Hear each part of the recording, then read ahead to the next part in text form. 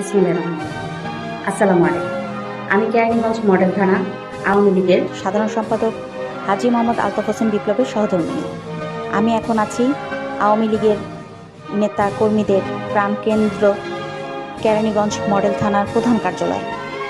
আমি আপনাদের সাথে কিছু কথা বলতে চাই। আপনারা জানেন, তারপরও বলছি। বিপ্লব যখন তার রাজনীতি শুরু হয় 1990-91-তে তিনি ইস্পাহানি কলেজের এজিএস ছিলেন। 1992-93-তে ভিপি নির্বাচন করেছেন এবং 1994-তে বৃহত্তর কেরানীগঞ্জ থানার ছাত্রলীগের সাধারণ সম্পাদক ছিলেন। আপনারা জানেন, তখন দলের দুঃসময় ছিল, আওয়ামী লীগ তখন ক্ষমতায় ছিল না। বিপ্লব দুঃসময়ের একজন আওয়ামী লীগের কর্মী।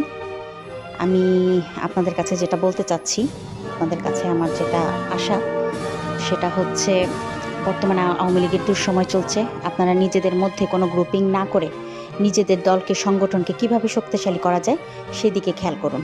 আপনাদের সংগঠন শক্তিশালী হলে আপনারাও শক্তিশালী হবেন, জনগণের কাছে যেতে পারবেন। তাহলে সামনে আপনাদের ভালো দিন আসবে ইনশাল্লাহ। আরেকটা কথা আমি আপনাদেরকে বলতে চাই, বিপ্লব এখনও বর্তমানে আপনাদের কেরানীগঞ্জ মডেল থানার আওয়ামী লীগের সাধারণ সম্পাদক এবং এর আগে উনি ঢাকা জেলায় বিভিন্ন পদে ছিলেন।